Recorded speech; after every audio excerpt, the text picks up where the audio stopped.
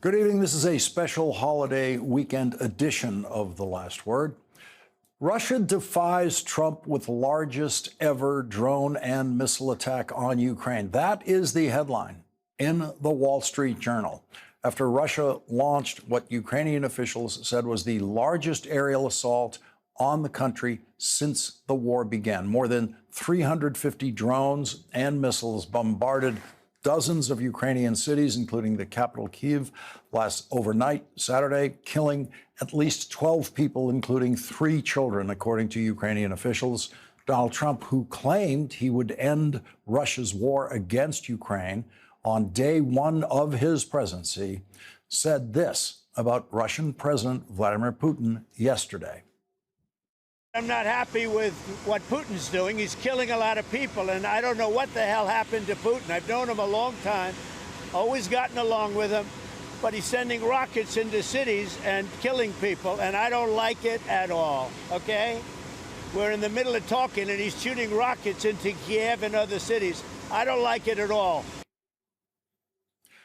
Of course, Vladimir Putin has been doing that every day since he sent Russian troops to invade Ukraine on February 24th, 2022. And when Vladimir Putin started that war that day, Donald Trump said that Vladimir Putin is a genius. That's what Donald Trump said at the beginning of Vladimir Putin launching this war. Last night, Donald Trump posted on social media that Vladimir Putin, quote, has gone absolutely crazy. He is needlessly killing a lot of people, and I'm not just talking about soldiers. Missiles and drones are being shot into cities in Ukraine for no reason whatsoever. Again, Vladimir Putin has been doing that every day of his war. Russia has continued to escalate the attacks since Donald Trump has been commenting on them, according to the Kyiv Independent, launching its third large-scale aerial and drone assault against Ukraine in 3 nights, killing at least 6 people and injuring 24 over the past 24 hours. And today, a Kremlin spokesperson said that Donald Trump's statements about Vladimir Putin's war are, quote, an emotional reaction due to, quote, emotional overload. Our first guest tonight, former ambassador to Russia, Michael McFaul, said on social media, Trump is always tough in words on social media, but he never follows through in actions, which makes him look weak. Joining us now is Michael McFaul, former U.S. ambassador to Russia and an MSNBC international analyst. And Ambassador McFaul, to read Donald Trump saying Vladimir Putin is crazy, and he's crazy because he's killing a lot of people. This is something Donald Trump could have said every day since February of 2022, back when he was calling Vladimir Putin a genius for starting this war. Exactly, Lawrence. And I'm glad you're pointing that out. Putin's behavior has not changed at all. He's been acting like this from the beginning of the war, slaughtering civilians, kidnapping Ukrainians, launching these massive attacks against civilian sites. And I'm glad that the president has finally acknowledged it and observes it. I hope it will compel him to change his strategy, because his strategy of negotiating, of trying to end this war, which I applaud, by the way, I'm glad he's trying, but to just appease Putin and give him everything he wants and put pressure on Ukrainians has not achieved any results. And just the contrary, I actually think now the Russians are mocking the president of the United States. Why do you think, with your knowledge of Vladimir Putin and your study of him, why do you think Putin is deciding to do this and, in effect, at least on social media, at least for a day, turn Donald Trump against him? You know, President Trump, as he said in that tweet, that comment, I've always had a good relationship with Vladimir Putin. Mm-hmm. I think it's important to remember that Putin's never thought that about President Trump. When people try to appease him, when they treat him and they praise him, he sees that as signs of weakness, not strength. And I would say that's true with all leaders for the last 25 years. And so now he's just calling his bluff. He's like, you're a tough guy on social media. You won't do anything. And I think his calculation is President Trump will eventually walk away. He'll stop providing assistance to Ukraine. And that's exactly what Vladimir Putin wants, because he wants to continue this war. I don't think he's really interested in negotiating an end to this war.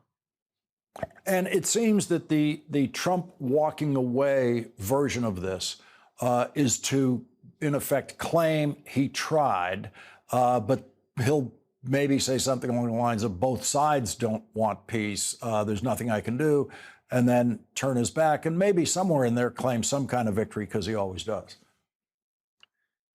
Yes, tragically, I think that's true. And the second point you just made is very important. He couldn't resist, right? He had to take a shot at President Zelensky in that same statement. So he'll blame both sides and walk away. But I want to underscore, this is not in America's national interest to have a president of the United States behaving this way. Because if we walk away and we don't achieve the objectives he promised, it's just not bad for Ukraine. It's bad for security in all of Europe. It makes everybody have to worry about our commitment. And it's bad in Asia. I was just in Taiwan a couple months ago, and let me tell you, the people on the island of Taiwan are watching very closely, because if we abandon Ukraine today, what's to say we won't abandon other friends, allies, and partners tomorrow? And going forward, as you see it militarily, can the Europeans help support Ukraine enough without the kind of support the United States has been delivering? Well, they will and they should. And I think most certainly, especially with the production inside Ukraine, especially of drones, they'll be able to hold on. But there are certain kinds of weapon systems, HIMARS, ATACMS in particular, that the Ukrainian armed forces need. And we're the only country in the world that has them right now. So if we do withdraw, that will have very negative consequences for the armed forces of Ukraine. What is your reading of how President Zelensky has been handling the unfolding of these events since his time in the Oval Office that deliberately went badly because of Donald Trump and J.D. Vance trying to make it go badly? I think he's doing a very admirable job, Lawrence. I mean, he met with the president without any cameras, without the vice president there in Italy. That meeting seemed to go very well. His team with Secretary Bessent signed the minerals deal. I think that was a win for the United States, win for Ukraine. When President Trump said there should be a 30-day unconditional ceasefire, President Zelensky immediately jumped and said, I'm ready to do it. And when President Putin then said, well, we need direct talks, President Zelensky called his bluff and flew to Turkey. So I think he's doing everything he can. And therefore, I hope that the president will reconsider this idea of just walking away from the Ukrainians, because that, I think, sends a very bad signal about our credibility. And I also just think it's the wrong thing to do. There is good and evil in this war. It's not both sides are at fault. One side is a democratic country. The other side is a dictatorship. The United States of America should be on the side of good, on the side of democracy. Ambassador Michael McFaul, thank you very much for joining us tonight. Thank you. Thank you. And coming up, inside the Republican budget bill that was passed by the House of Representatives by only one vote is a provision that's gotten very little notice that targets the authority of federal judges. That's next.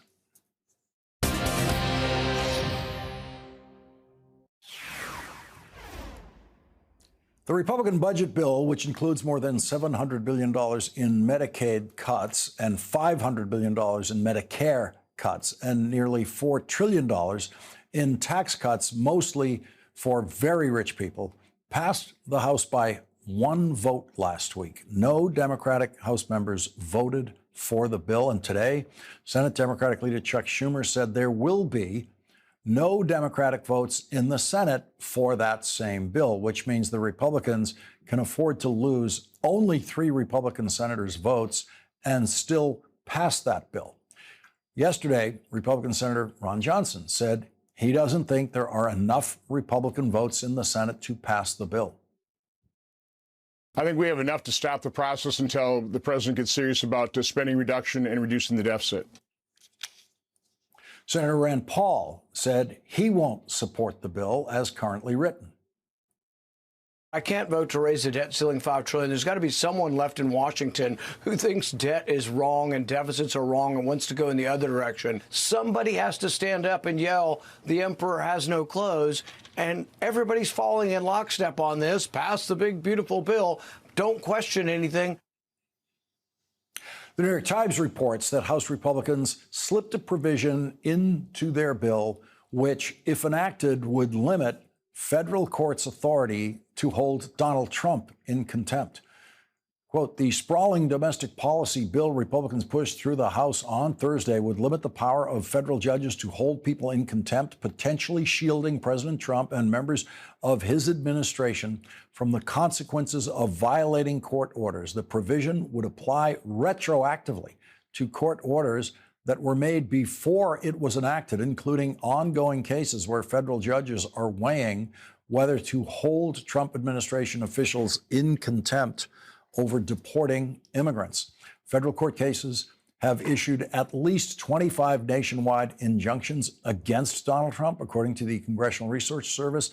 On May 15th, the Supreme Court heard arguments in 3 cases that currently prevent Donald Trump from denying citizenship to American-born babies.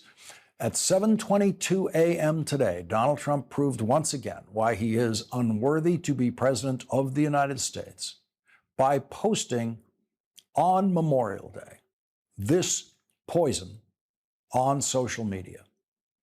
Happy Memorial Day to all, including the scum that spent the last 4 years trying to destroy our country through warped radical left minds, all protected by these USA-hating judges who suffer from an ideology that is sick and very dangerous for our country. Hopefully, the United States Supreme Court and other good and compassionate judges throughout the land will save us from the decisions of the monsters who want our country to go to hell. Joining us now is Democratic Congresswoman Zoe Lofgren of California. She's a member of the House Judiciary Committee and served on the January 6th Select Committee. Congresswoman Lofgren, thank you very much for joining us tonight. And when I see those words, USA hating judges, that sort of thing from Donald Trump, and you think back to Richard Nixon, who was literally driven out of the presidency by the United States Supreme Court, unanimously ruling against him. Richard Nixon never once dreamed of using language like that to apply to any federal judges. Well, let's be frank, Lawrence. If a member of our family approaching 80 years of age posted that after midnight in all caps, our family would be trying to do an intervention and get some medical help to see if this person was suffering from dementia. It looks really unhinged. But on the merits of what's happening, I'm very disappointed, unfortunately not surprised, that the Republicans are trying to take judicial power away from the judiciary. I mean, Article 3 fully vests the judicial power of the United States in the courts. They have full power over all cases in law and equity. And, we went through this in the Judiciary Committee to try and retroactively remove the authority to enforce your rulings is unprecedented and really contrary to upholding the rule of law. Earlier today, I was at some Memorial Day services, and one of the things I said was, that those who we honor ran towards gunfire, and they gave everything for our freedom.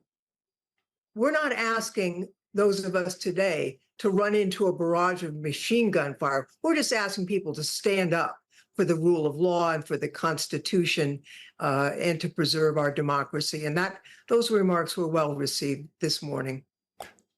What would it mean to the country if this provision restricting the authority of federal judges were to become law? Well, as we discussed in the Judiciary Committee, judges have the authority to set what the bond would be. They could set the bond at $1, and you could raise that by, spare changing it outside the courthouse. The real pernicious aspect of this is it's to apply retroactively before judges ask for a $1 bond in the effort to prevent the Trump administration from being held accountable, not only for violating the law, but for violating court orders, which several courts are on their way, it looks to me, like finding. And there's really no need. I mean, for an injunction to be issued, a court has to find that the petitioner has a likelihood of prevailing at trial and that they will suffer irreparable harm. So it's not as if, this is willy-nilly, a casual thing for a judge to do. The whole intent of this is to save Donald Trump's administration from being held accountable for violating court orders that have already occurred. And it's despicable, really. Representative Zoe Lofgren, thank you very much for joining us. Thank you. And joining our discussion now is congressional historian Norm Ornstein. He is an emeritus scholar at the American Enterprise Institute. And Norm, this is a Memorial Day. You have read so many presidential declarations on Memorial Day.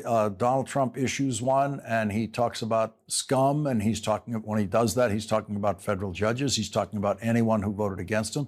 He's talking about every Democratic member of Congress, every Democrat governor in the country. That's what he's deciding to address, and that's the way he wants to talk about people in this country on Memorial Day. It's what a narcissistic sociopath would do, Lawrence. And let's remember that the day before he gave a commencement address at West Point, our emerging military leaders, that itself was unhinged, wore his campaign hat, and then left before doing what every other president has done when they've given that address, which is to shake the hands of the people who are graduating from West Point. He said, I have to deal with China and Russia, and then went off to play golf. So the contempt that the commander-in-chief we now has for our fallen heroes and for emerging military leaders is sickening. Let's also note, Lawrence, that this provision that you were just talking about with Zoe Lofgren does not in any way fit under the rules of reconciliation, something you know well from having dealt with it over many years in the Senate.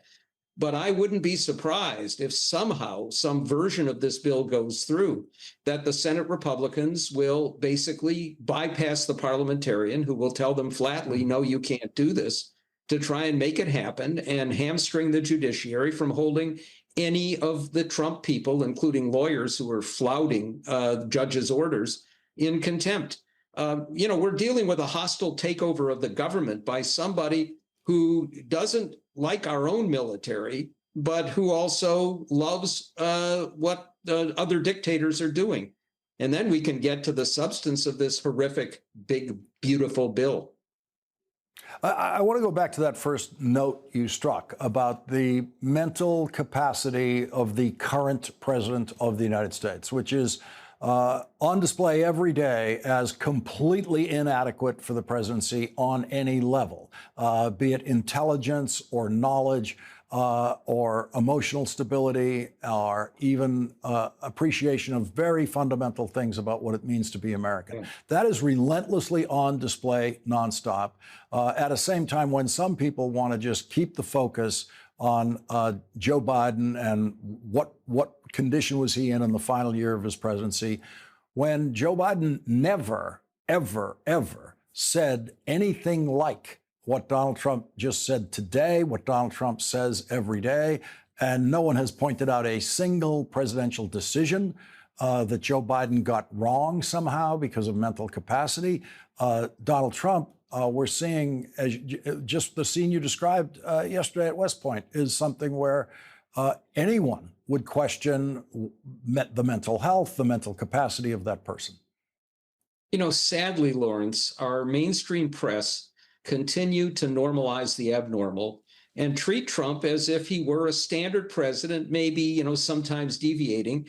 We will see good investigative articles, often very good op-eds, but then we'll see headlines about speeches like he gave at West Point, completely unhinged, treated as if they are reasonable speeches. And this focus on Biden, I believe, with a press corps giving out medals to those writing books about Biden's capacity, saying, see, they're the ones responsible for what's happened here and why we have Trump, without even reflecting on their own culpability for not holding a truly unhinged president accountable, is a real serious part of the problem. I would also note, Lawrence, that the other day, Trump signed a slew of executive orders, and it was clear he had no clue what these did or what was in them. The presidency is being run, for the most part, the domestic part of the presidency, by Elon Musk, and particularly by Russell Vought, the head of the Office of Management and Budget, who stayed out of the headlines, but who was the architect of Project 2025. And that's now what's governing our domestic policy, while this guy natters on and issues unhinged posts on Truth Social or with speeches that he gives. Note also, Lawrence, that they've taken down all of the transcripts, virtually all of them, from what Trump has said officially or unofficially, because they know if people look at those, it will become very clear what the mental situation and capacity of Donald Trump is. They're covering up for him in a way that makes what Joe Biden did look like jaywalking compared to hit and run. Norm Ornstein, thank you very much for joining us. Really appreciate it. You bet, Lawrence. Good to see you. Coming up, Donald Trump is escalating his attack on America's oldest and most distinguished university every day. Harvard Law professor Laurence Tribe will join us next to respond to Donald Trump's latest attack on social media against Harvard this morning.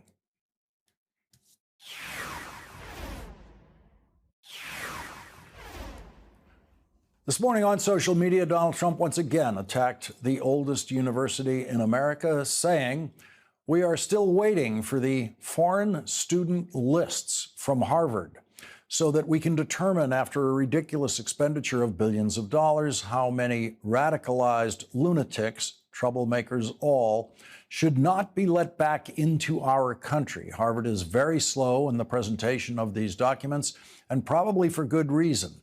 The best thing Harvard has going for it is that they have shopped around and found the absolute best judge for them, but have no fear the government will, in the end, win. I am considering taking $3 billion of grant money away from a very anti-Semitic Harvard and giving it to trade schools all across our land. What a great investment that would be for the USA, and so badly needed. Joining our discussion now is Professor Laurence Tribe, who has taught constitutional law at Harvard Law School for 5 decades. Professor Tribe, what is your response to Donald Trump's latest attack?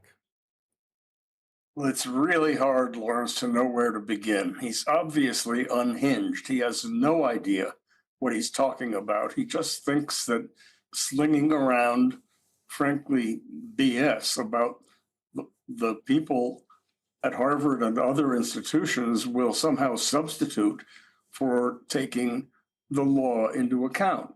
He has been throwing everything he can at Harvard, and courts have put a stop to it. There was no judge shopping. The district court that happens to have the other Harvard case, the federal district court in Boston, with a very capable judge, Allison Burroughs, obviously has this case. It's closely related. This case involves Trump's attempt to tell Harvard that it can no longer host foreign students. Now, that's crazy. There's no legal basis for it. He's talking about information that he would like about students. He wants to know details about what they say, what they think. That's a violation of the First Amendment. But put it in perspective. Harvard is going to admit about 25,000 new students. They're entering in 4 months. 18,000 of them are Americans. Those 18,000 eagerly await something like 7,000 foreign students whom Trump is trying to basically frighten into throwing away their hard-fought, well-earned admission letter, the letter that tells them they are the best and the brightest from around the world. And he's doing that by threatening, with no legal basis, Harvard's right to admit them. There's a program called the Student Exchange Visitor Program. For 70 years, Harvard has been admitting the most brilliant students and scholars from around the world. They are welcomed not only by Harvard, but by the United States, because what they learn, what they discover, benefits the country and benefits the health and welfare of all Americans. We used to have a program, it was called Operation Paperclip, to attract the most brilliant students from the countries we defeated in World War II. Many of the people who came to this country, like Albert Einstein, made this a mecca of discovery and learning. But obviously, this is a president who hates intellect, who despises the symbol of excellence in the world of higher education around the world. He thinks he can score points by attacking Harvard. But I have a message, and it's a message that I wouldn't bother delivering to him. I don't know that he'd understand it, but a message to those 7 students, those 7,000 students that he's trying to frighten away. Don't be scared. This guy is a paper tiger. He's a tin horn tyrant. In the month of May, there were all kinds of cases across the country, judges appointed by Republicans and Democrats, involving Donald Trump and his megalomaniac attacks on all of our institutions. And you know what his record was? He lost over 95% of them. Just a couple of hours after his lawless and savage claim that he was going to shut down Harvard as a host for foreign students. Just a couple of hours after that, of course, Judge Burroughs entered a temporary restraining order. She's going to hold a hearing this Thursday. I will be interested in hearing what in the world Harvard will confront, what in the world Trump's lawyers can possibly argue. There is no law that justifies what they're trying to do, and their attempt to retaliate against Harvard for not turning over all kinds of information to which they have no right in violation of the privacy of these students, retaliating against Harvard for having a curriculum that this president doesn't like, not that he understands it. That retaliation is flagrantly and flatly unconstitutional. Among other things, picking out by name a particular institution is what the framers of our Constitution called a bill of attainder. He is trying to basically destroy a particular institution, and then he'll turn to others. But right now, he's named one, and 7,000 identifiable students who've been admitted. He knows their names. It's not a secret. They have admission letters. He's trying to target all of these people for retaliation. So if you want to know what my answer is see you in court, Mr. President. Yeah, this demand he makes today, he says he's waiting for the foreign student lists from Harvard. All of their visas are granted by the State Department, every one of them. The State Department knows every single student visa that it has issued. And so part of the madness that he spews just includes stuff like that is right. Not doesn't require some kind of, special discovery from Harvard or from any institution. Right. In fact, that's the story of this whole case. He keeps coming up with crazy demands, either for information he already has or for information he has no right to have. He wants to know what the, basically, if you read closely what he's asking for, he basically wants to know what these students are going to read. He would love to know what they're going to say, what they're going to think. He wants to be confident that they won't join any protests against Israel's war in Gaza.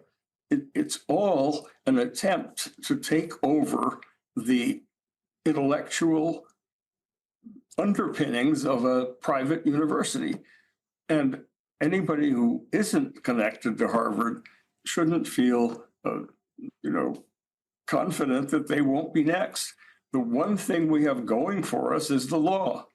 And what is clear is that federal courts, regardless of who appointed them, have some fidelity to the law. They actually care about it. And they have been successful very quickly in telling Trump to stop. Now, it is true that no member of the Trump administration has yet been held in contempt. But just wait. Proceedings are underway. Contempt findings and criminal contempt findings are not at all unlikely. And the only reason that's taking time is that our judges are trying very hard to make absolutely sure that they dot every I, cross every T, and that their contempt adjudications will be upheld. Then Trump is likely to say, well, they've been held in contempt, but I'm going to pardon them. Well, the pardon power doesn't really extend to contempt of court when it's criminal contempt inherent in the court's own power. He likes to pardon people if they are on his side and if they engage in violence, but that isn't going to help here. So clearly, it's not a situation in which students ought to be scared, although it's hard to blame them.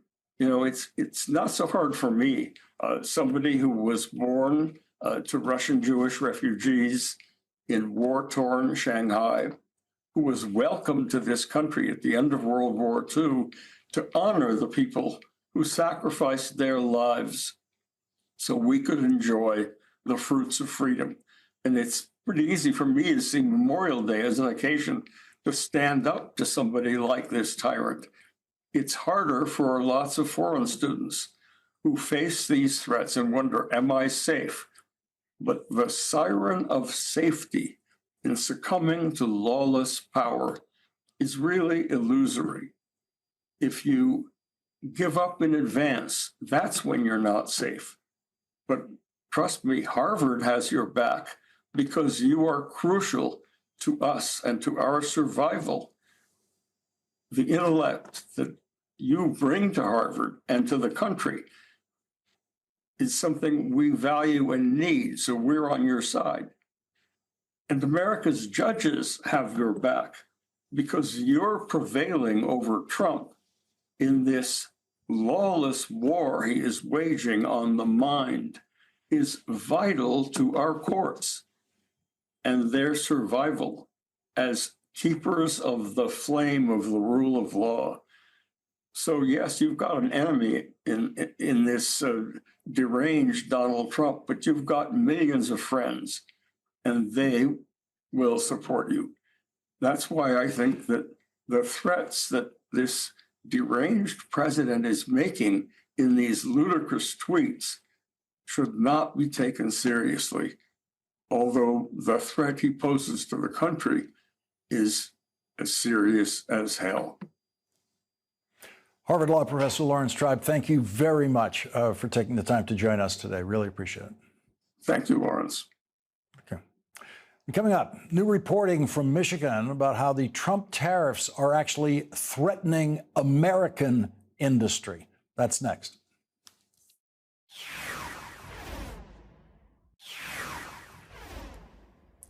The New York Times is reporting today on how the Trump tariffs and the Trump Republican budget bill are harming the emerging American battery industry. The New York Times reports from Holland, Michigan, domestic factories that make batteries to store power to meet America's rising energy demand depend on Chinese components and federal subsidies.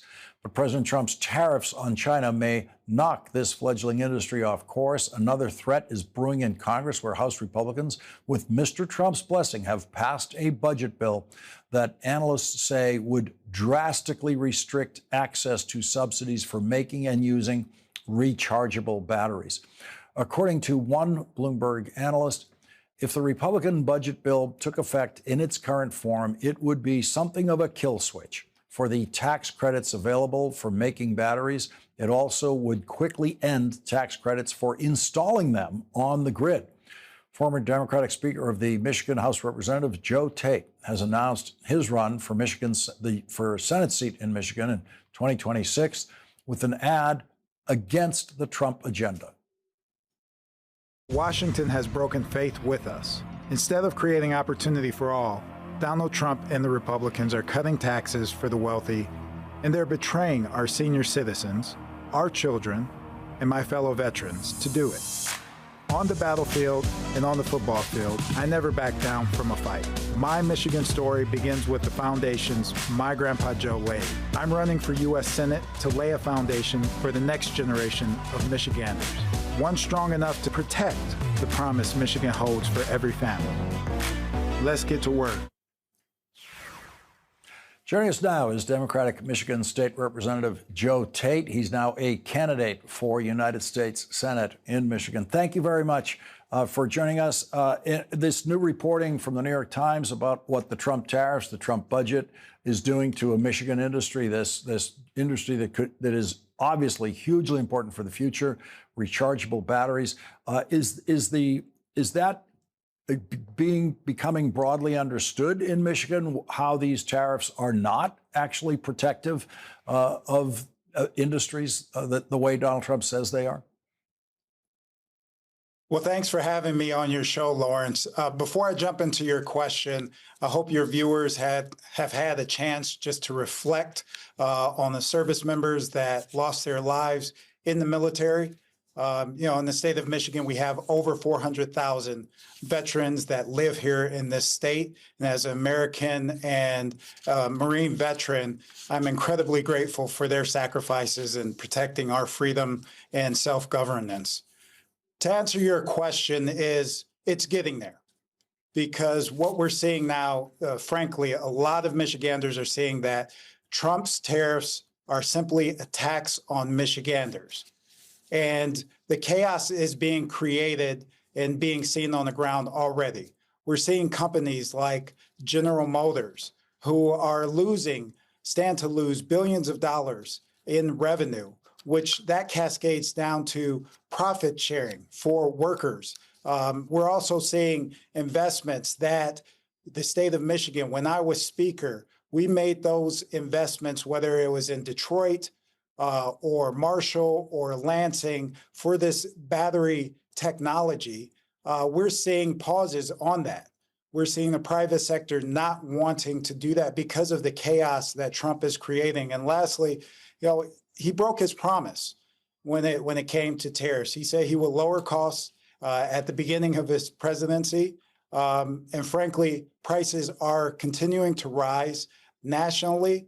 And that is also impacting these investments that companies have been making into this new battery technology.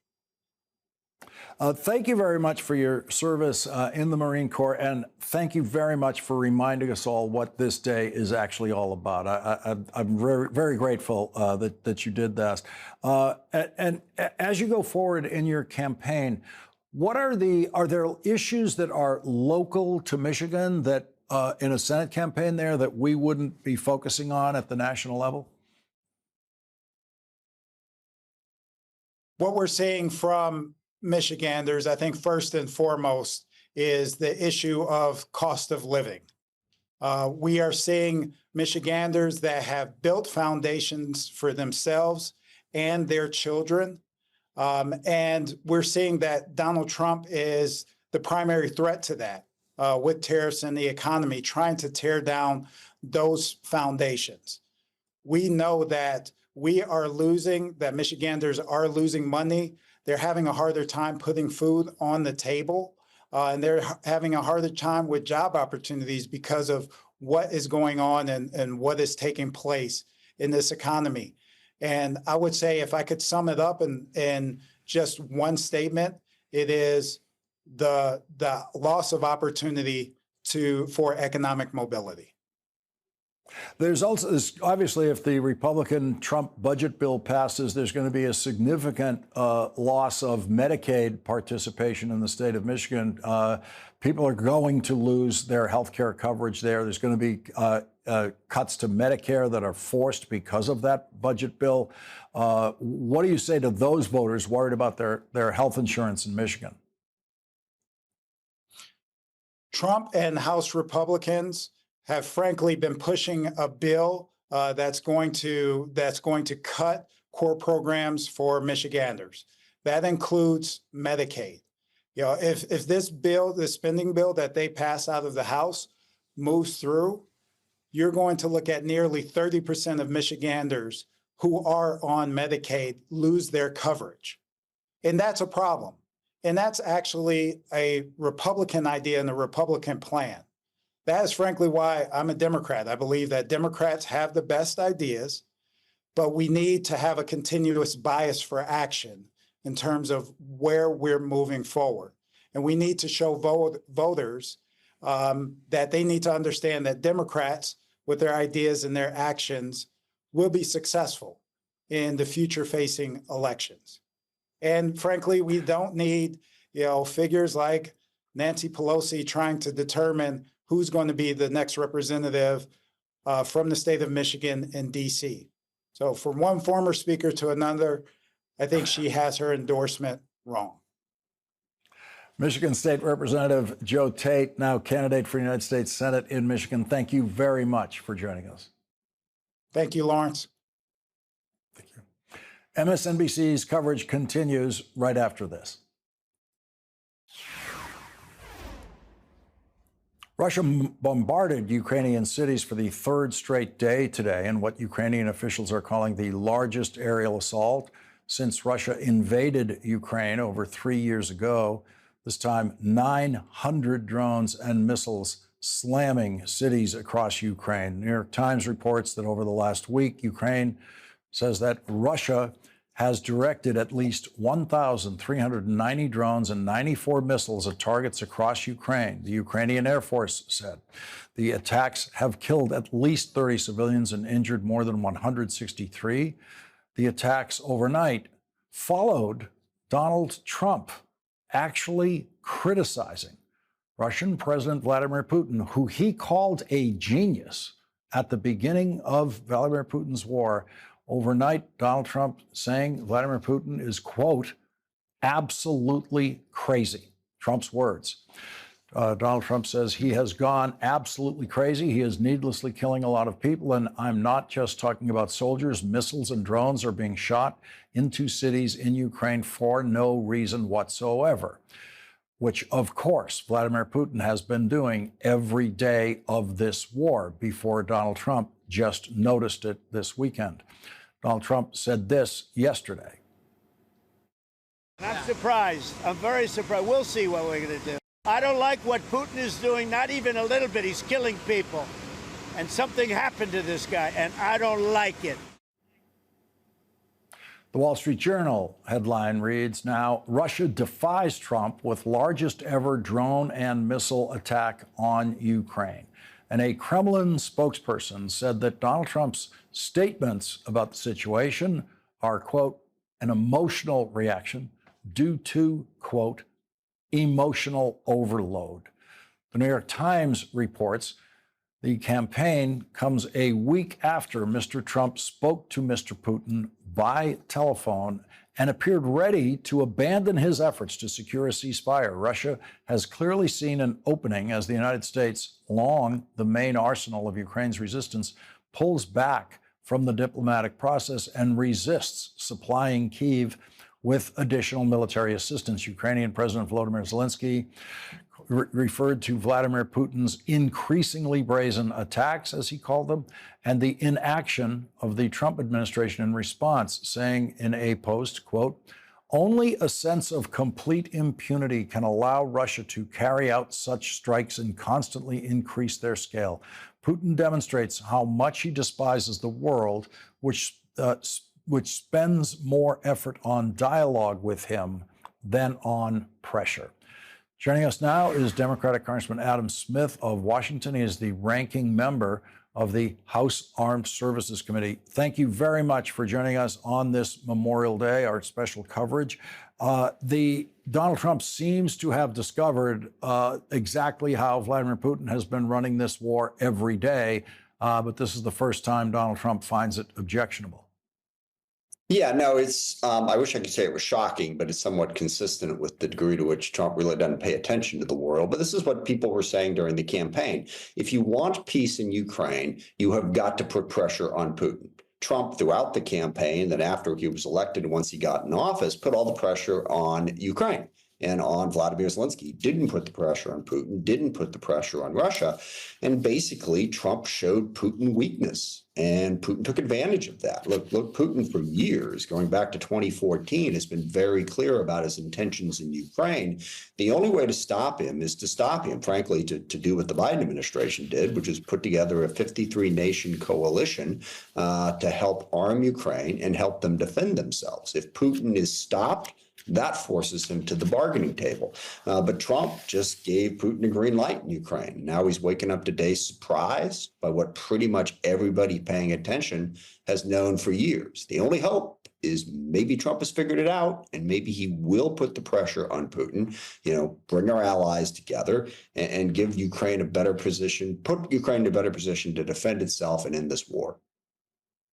And everything we're seeing this weekend comes after Donald Trump had his phone call with Vladimir Putin, which at the time the White House wanted to portray as a very helpful phone call that advanced the situation in the right direction. It'd be now, in retrospect, one has to wonder what might have been said by whom in that phone call that left Vladimir Putin going in this direction.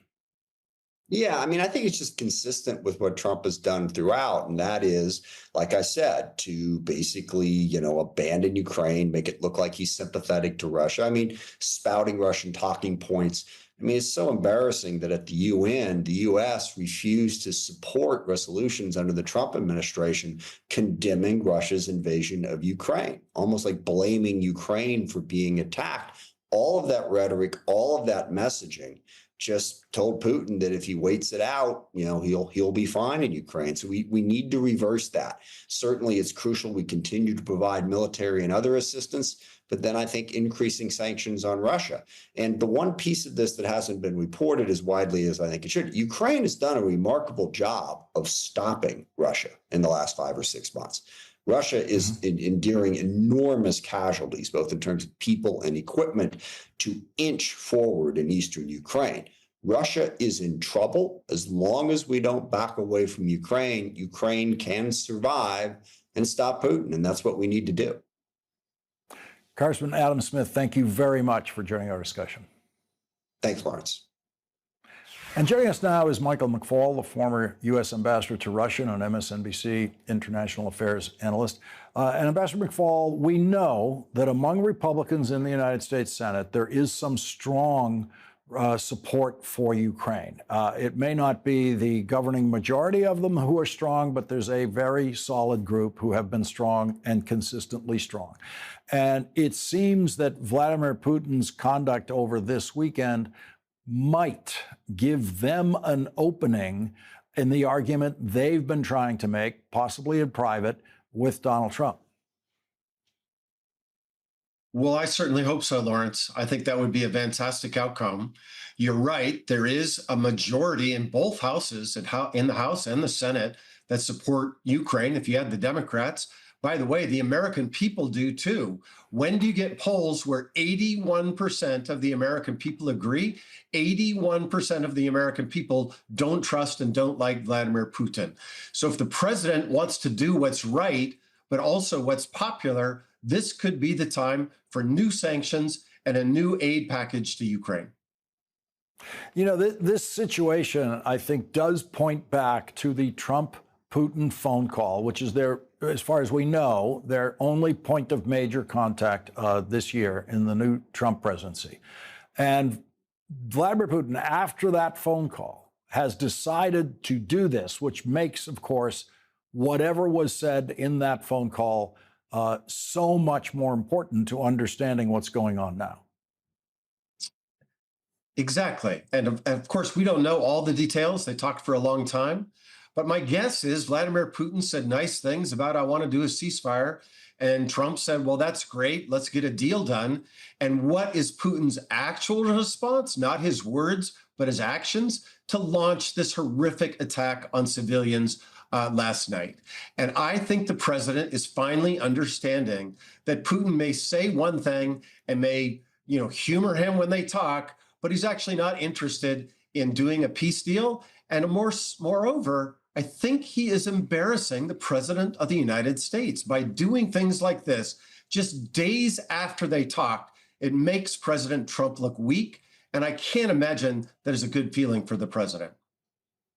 Ambassador Michael McFaul, thank you very much for joining us.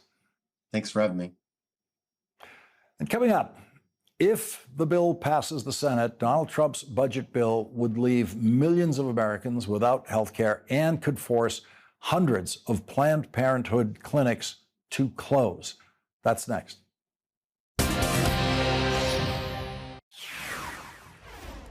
For my Republican colleagues who are sure what is in and not in this bill, in this process that has been this rushed, when you wake up in the morning, you will realize that you voted to defund Planned Parenthood and to take away health care from 13.7 million Americans. And when this country wakes up in the morning, there will be consequences to pay for this. And I yield back. That was Congresswoman Alexandria Ocasio-Cortez before Republicans voted for a bill that would leave millions of Americans without health care coverage and force Planned Parenthood to shut down 200 clinics, leaving 1.1 million patients without access to care. In a statement, Planned Parenthood Action Fund President Alexis McGill Johnson said, quote, defunding Planned Parenthood is as unpopular as it is dangerous, but House Republicans don't care about what the American people want or their ability to get basic health services. We know what defunding will mean. Nearly 200 Planned Parenthood health centers could be forced to shutter, and more than 1.1 million patients could lose access to care. Cancers will go undetected. STIs will go untreated. And birth control will be harder to get, all while charging the taxpayers nearly $300 million to do it. Smith College professor Carrie Baker, who will join us in a moment, writes in the Washington Monthly, quote, the number of abortions in the United States has skyrocketed in recent years, despite the Supreme Court overturning constitutional abortion rights in 2022 and 18 states banning first trimester abortions. Spurred by restrictions, abortion rights advocates have pioneered new abortion pill delivery routes, both inside and outside of the medical system, that have revolutionized abortion access in the U.S. in ways anti-abortion policymakers will likely not be able to stop. The primary reasons for the expansion of abortion access, despite state bans, are the advent of telehealth abortion during the pandemic and the development of community support networks that provide free abortion pills to individuals living in restrictive states. The convenience and affordability of abortion pills are critical because half of those seeking abortions in the U.S. live in poverty and another 1/4 have a low income. 60% already have children.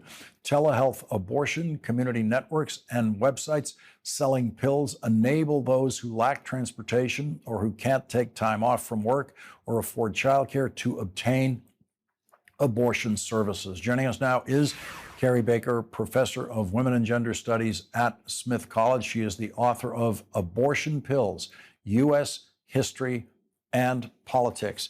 Professor Baker, your reporting on this has become so much more important now with the possible shutdown of Planned Parenthood clinics if this bill is passed. But you've described in detail, I'm sure very much to the surprise of people who are trying to stop abortion in this country, just how people have adapted to this new regime. This presumably will put even more pressure on the telemedicine side of this issue. Yes, restricting access to contraception will increase the number of abortions. We've seen this already in states that ban abortion, that unwanted pregnancies have gone up because of restrictions in access to contraception, and abortions will go up. They won't stop abortions because if people are determined, if they can't afford a pregnancy and don't want to carry it to term, they will find a way to end a pregnancy. And we know this because from around the world where nations have bans on abortion, it doesn't stop abortion. It just means people have to find alternative routes. And I think about prohibition. Prohibition didn't stop people from drinking, right? If people want to control their bodies, they're going to find a way to do it. And abortion pills are safer than Tylenol, are 98% effective, and people are finding them in creative ways in the United States. What would you anticipate if this bill is passed that would restrict Planned Parenthood so much? What changes would you anticipate in what you've been covering, what you've been reporting on? Well, I think that more people will need abortions. More people will end up with unwanted pregnancies. If Planned Parenthood closes down, people won't have access to contraception. They won't have access to cancer screenings, to STD screenings. Many of these Planned Parenthoods are located in rural areas and low-income areas, and there aren't alternative sources of care. And so people are going to end up with a lot more unwanted pregnancies. And we know when people have unwanted pregnancies and they're not able to care for those children, if they were to have them, then they get abortions. And abortion pills are widely available. I think this was an unintended consequence of the overturn of Roe versus Wade during the pandemic, even before the overturn, because of the rise of telehealth. People began to get abortion pills through telehealth. 2/3 of abortions are done with medications, and over 20% are now done with telehealth. And the thing about telehealth, it means that people can get it no matter where they live, no matter even if they live in states with restrictions. There are now 8 states that have telehealth provider shield laws that allow providers in those states to serve people in all 50 states. So those clinics are now mailing pills to people in Texas, in Louisiana, and Georgia, and the 18 states that ban first trimester abortions. And in addition, it's very affordable. The clinics that are serving those people are serving them on a sliding scale fee. They're very determined to get this care to people so that people don't end up with unwanted pregnancy, having to carry unwanted pregnancies to term. So that's all within the medical system. So those are doctors in states like Massachusetts or New York that are mailing medication abortion to people in banned states. But then there's also a very vibrant underground network where people are sharing pills for free in states that are restrictive. And these medications are, again, remember, very, very safe, safer than Tylenol, much safer than Viagra. And these networks, which again, in countries around the world where abortion is banned, these kinds of community networks exist. And so one example is redstateaccess.org. And every state that bans abortion, there's a community network in that state. And all people have to do is email the Proton account that's listed on the Red State Access website. And people and these networks will send these medications. These are reliable networks. It's safe. And then they also have support for people using the pills. In addition, there are a bunch of websites selling abortion pills. These pills should really be over the counter. That's how safe they are. And the only reason that they're restricted is because of anti-abortion political pressure, which has made them historically very hard to access. And you can buy them on the website for about $65, so it's quite affordable. And all of these resources are available on a website called PlanCpills.org. And it has a drop-down menu. You put in your state, and it will tell you exactly what community networks serve your state, the vetted e-commerce websites selling abortion pills, as well as the telehealth providers serving your state. Professor Carrie Baker, thank you very much for joining us. Absolutely. Thank you. Thank you.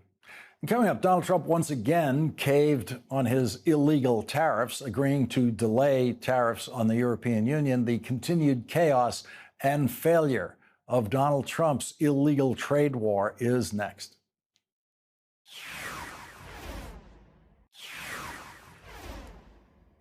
Today, CNBC reports that market analysts are warning investors should buckle up for more volatility as the potential for a trade war has not completely dissipated despite U.S. President Donald Trump's delay of rolling out 50% tariffs on the European Union. Yesterday, Donald Trump pushed the deadline for his 50% tariffs on all goods imported from the European Union to July 9th. Neil Shearing, chief economist at Capital Economics, says the scale of the increase in tariffs, the capricious manner in which they were threatened, and the growing size of U.S. budget deficits are unsettling financial markets. This all points to concerns about policy direction in the United States lacking credibility and that the guardrails are coming off. Joining us now is economist Betsy Stevenson, professor of economics at the University of Michigan. She served as chief economist for the Department of Labor in the Obama administration. Professor Stevenson, thank you very much for joining us. I have very, very confidently declared to the world on this program that these Trump tariffs won't go into effect. But I'm not running a company in Europe where I really have to kind of plan. My prediction is based on Donald Trump has saw what the stock market does to him. When he does that, he won't do it again. But he loves continuing to play the game that these tariffs are in his hand, ready to impose at any moment. What is just the threat doing to the international economy and the American economy? Well, I mean, you nailed it by talking about the uncertainty and what would you do if you were a business? You know, you can say these tariffs won't go into effect, but we actually don't have really any idea what's going to be announced tomorrow, the next day. Even if the tariffs go into effect, will they last 24 hours, 24 days, 24 weeks? We just don't know. And what that basically means is that there is option value of waiting to get more information. So what a lot of companies need to do is just not move ahead with investments or new hiring or plans for the future until some of this uncertainty resolves. And that, even if none of these tariffs ever go into effect, that's going to be enough to slow the global economy. The United States, more than any other country, will be hurt by that, but it will, you know, it is having effects that are ricocheting across the globe because it's hard to make plans if you actually don't know what kind of market you'll be able to sell into. The other thing that, again, this is our foreign trading partners would not have such a good focus on this, is that all of these tariffs are illegal. There is absolutely no authority anywhere in law for a president to impose a 50% tax on everything coming from the European Union, and they are all subject to court challenges right now. And so it is entirely possible that courts will be throwing out the president's authority to do this in the way he's done it. There's a very, very limited legal authority for specific tariffs on specific goods from specific places for national security reasons. But the world has to live with the bluster that they get from Donald Trump. They don't have any other choice of saying, oh, okay, now it's July 9th.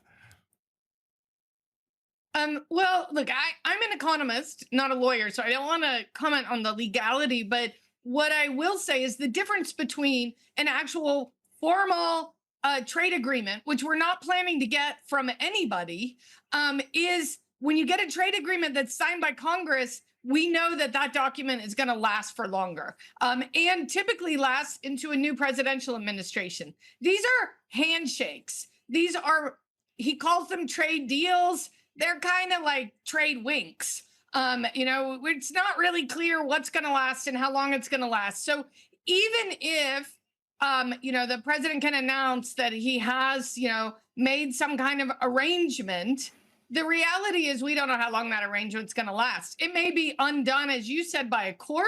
It may be undone in the midterm, after the midterm elections. It may be undone by another president.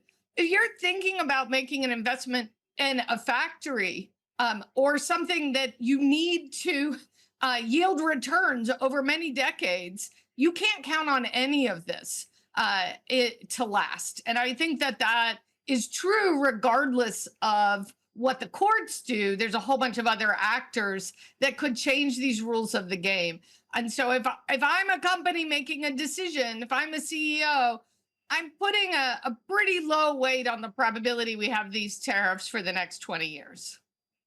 And even if you get an actual trade deal with Donald Trump, he has shown he will violate it, because the only trade deal he ever really got in his first presidency was the update of the North American Free Trade Agreement. And as soon as he gets back into the presidency, he violates his own trade deal with Mexico and Canada.